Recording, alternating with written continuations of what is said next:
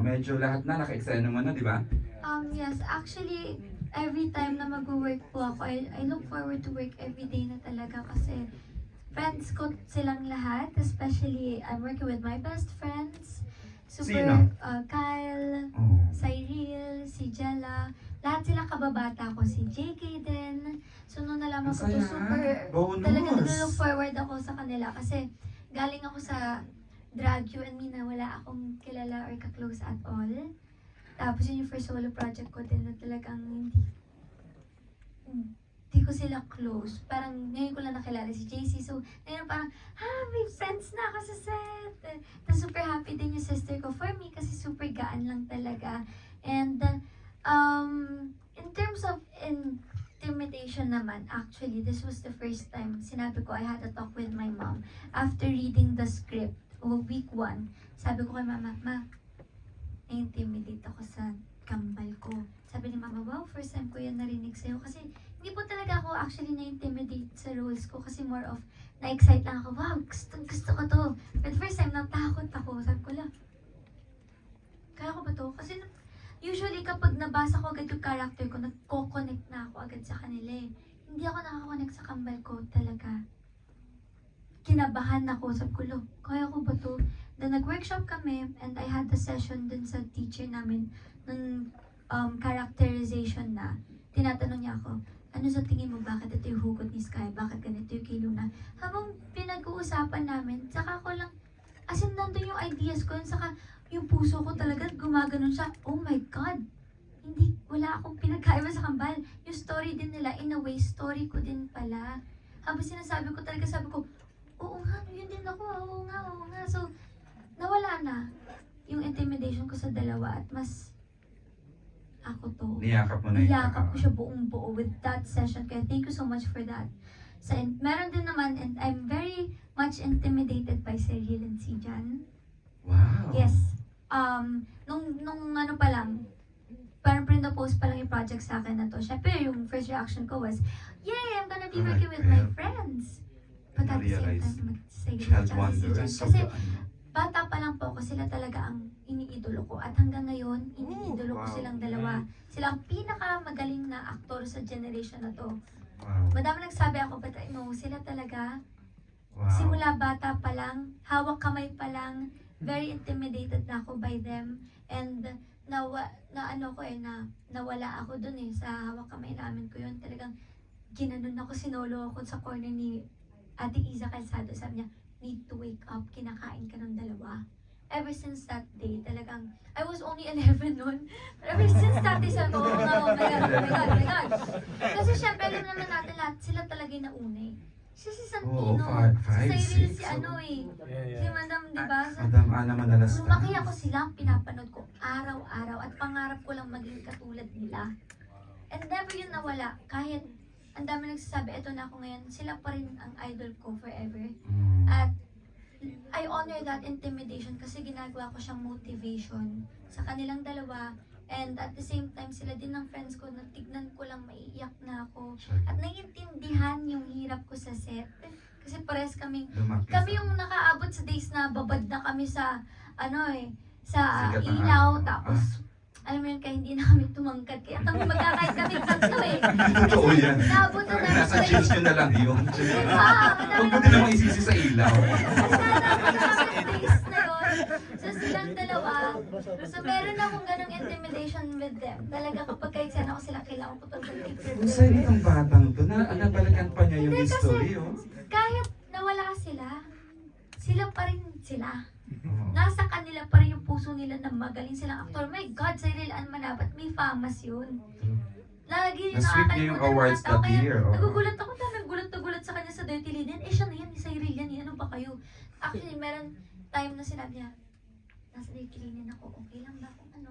Go! Alam ko, lalamunin mo lahat ng tao na nandyan. Kaya nung alam ko dito siya, dahil kung kapapa lang. Husay, no? Kasi idol ko yan talaga eh. Wow. Tapos meron din po actually, intimidated ako sa audience also. Kasi Gen Zs are very nitpicky. Ayoko kong maging meme tong senior high kasi sobra namin ito pinaghihirapan of course and it is very sensitive and like we tackle about sensitive topics, serious topics. And alam niyo, very woke ang mga Gen Z, kaya ayaw ko siyang maging katatawanan. Yun po, ang pinaka-kinakatakot ako We're everyday. Kaya serious very, with the material. alam niyo, Directo, very tutok ako sa writers kay Direk every time na merong ganitong scene. Hanggang Sir Deo nga, itinetext mo eh, Yes. di ba? Oo. Kasi May gusto ko direct talagang, line. tulad nung sinabi ko dun sa isang interview, I really don't want to romanticize drugs, yung mental health, ito yung mga yan. Kasi ang dami ng shows na ito yung gusto nilang intention, Mhm. like 13 Reasons Why, but after that, parang mas nag-escalate, mas tumaas yung rates dito talaga. I wanna make this different, at magkaroon talaga kami ng impact at makatulong talaga kami sa mga tao. And makarealize din yung parents na, kilala mo ba talaga yung anak mo? Or like, maano nila na, lahat ng ginagawa ko na-apektuhan yung anak ko. And sa mga anak din, may responsibility tayo na hindi natin pwede dapat ibintang lang lagi yung bad personalities and traits natin sa mga magulang natin. Of course, We need to take oo. responsibility of our own life. Naman. Thank you, Madam. Actually, there will be a chance na makakausap po natin ang creatives ng show para mas yung other aspect po ng narrative ng programang ito. And with that last words from our, cast, we'd like to, sa mabilisan, first off, si Mon, kasi sabi kanina, kung right pathing lang daw, you are leading, papunta ka dun sa path ng career ng John Arcilla. How would you comment to that? Na parang hahanapin sa 9:30 slot ang John Arcilla or mga Epicizon, or how would you feel na ang expectations sa pagiging villain mo or ni Baron ay hahanapin ng tao sa senior high? Well, it's isang malaking karangalan na marinig yan. Si John Arcilla ay isa sa tinitingala kong artista mula pa nung General Luna. Hindi kayo sabay definitely pumasok, di ba? Very, very ahead siya sa'yo. Oo, malayo. Lolong-lolo mo na siya. Charot lang, charot lang. Hindi ako nagsabi. Ako nagsabi ako, bakit? Isa sa mga Diba? tinitingala ko Pwede. talaga si John Arcilla. Sinabi ko sa kanya yan personally, na sabi ko maraming salamat dahil itinaas mo ang kalidad o pagkilala sa mga character actors. Ang sagot niya, maliit na bagay. Charot lang. Piece of cake. Piece of cake. Oo, sabi ko na i-inspire Oo. ako at maraming mga character actors sa ginagawa mo. So, well, honored talaga ako na hinahanap, sabi mo nga, yung Actually, pagiging pag natural mo, kontrabida. meron lumalabas, so, ay yung natural na hindi uma-acting na. Yeah, I'm flattered at sa pagkakasama ko pa lang dito sa Senior High Project, talagang super excited ako at grateful, very Alright. grateful. Thank you. Ito na yung questions for everyone. Reporting to the set, sino ang nai-intimidate ka, kinatatakutan mo? Balik natin muna, Jake, Juan Carlos, kay ano ha. May ganun eh, definitely, wag tayo magplastikan dito. May mga kinatatakutan ko yung co-actors nyo, ganyan. There is, kung may kinatatakutan, may kinasasaya kayong makita sa set. Sino yung medyo paghahandaan ko to? Ito yung, ang saya ko, makikita kami ni ganyan. Go ahead, Mon. As I've said, hindi ko pa alam kung saan papunta ang character ko talaga. Mm-mm. Pero excited ako na makatrabaho si Juan Carlos. Which already, ano na, Oo. Yung mga ilang eksenang nagawa namin, meron kaming mga eksena na halos nasaktan ko siya. At very, very... Ay, doon po Hindi halos lang ba yun? Wow. Hindi halos. Grabe, nasaktan ko siya. Ay, sinampal mo siya. Nasa trailer naman yon na sinampal ko siya. Bumaka talaga yung kamay ko. Nasa trailer ba? Nasa trailer yun. Ay, napanood Teaser. ko. Yung first teaser. The first teaser. And sobrang bilib ako sa batang ito. Very, very professional. Sinacrifice niya talaga yung nag-take two pa. Humingi pa ng isang safety si Direk. Wawa Yes. naman. Yes. Excited ako kay Juan Carlos talaga. Excited na. Masampal ulit. Isang malaking karangalan Na masampal ng Moncordiado. Kasi Oh. pagkatapos mo lang sa parang salamat po. Ang Sabi ko. galing. Sinong director yung humingi ng safety? Charot, sinong director Si yung... Direct Oh, Onat po. Opo, Direct, Direct are you Onat. listening? Yes, Opo. Huwag na pong mauulit. Hindi okay lang kasi super super as in seryoso karangalan talaga to. Iba. Sarap. Correct. Ano po yung question nila? Sino yung you look Kinaka- forward to seeing sa Looking set o medyo forward? na intimidate ka lang na co-actor na pinaghahandaan mo na maka-eksena? Hindi kailangan, hindi, doesn't have to be natapos na ha.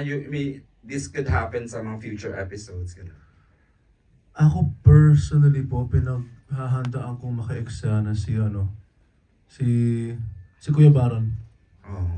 Super excited na maka-eksena si Kuya Baron. Kasi I mean, I'm not sure with the script that if we have, like, if we would have any issues as like, between the characters. Pero I'm just really looking forward to all of my scenes with Sir Baron. And then, kinakatakutan ko actually si Daniela. Nangyari na, di ba? Explain why.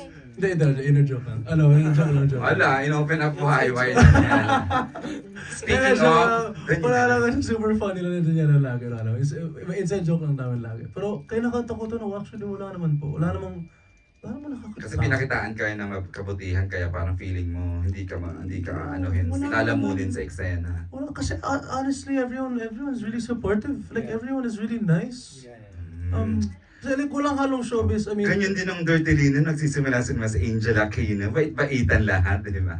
Siguro- Pinaglalamunan sa acting. siguro dapat malambot yung interview pag patapos na yung show. Actually nga, dapat na yung sa Dapat finale. yung ganun, oo. Sa finale ko dapat inanong. Dapat. Pero like, seryoso po, walang Okay, oo walang naman. halong showbiz. I mean, feeling ko matagal na akong di Naniniwala naman. So, pero, wala talaga, wala naman. Kasi everyone is really nice and everyone is really kind. So you look forward to Barons. It's a really healthy workplace, to be honest. Yeah. So yeah.